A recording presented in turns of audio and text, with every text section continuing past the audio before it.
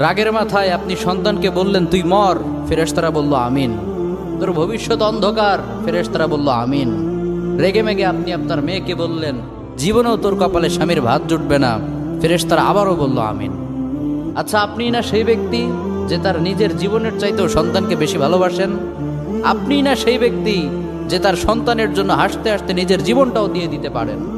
আপনি না সেই ব্যক্তি যে আল্লাহর কাছে নিজের চাইতেও সন্তানের জন্য বেশি দোয়া করে?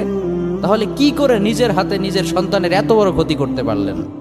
Doesn't make any sense. Common sense বলতে কিচ্ছু নাই আপনাদের। আপনারা কি জানেন না আপনাদের রাগের মাথায় বদদোয়া করাগুলো ফেরেশতারা আমিন বলে? দাওয়াতুল ওয়ালিদ আলা ওয়ালাদি, বাবা মা তার সন্তানের জন্য যেই দোয়া করে সেটা ভালো হোক কিংবা বদদোয়া হোক, আল্লাহ সেটাই কবুল করে নেয়।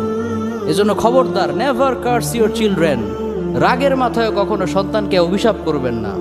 খুব বেশি রাগ উঠে গেলে তার জন্য উল্টা ভালো দোয়া করেন। কাবা শরীফের একজন ইমাম আছে, ইমাম আল কালবানি।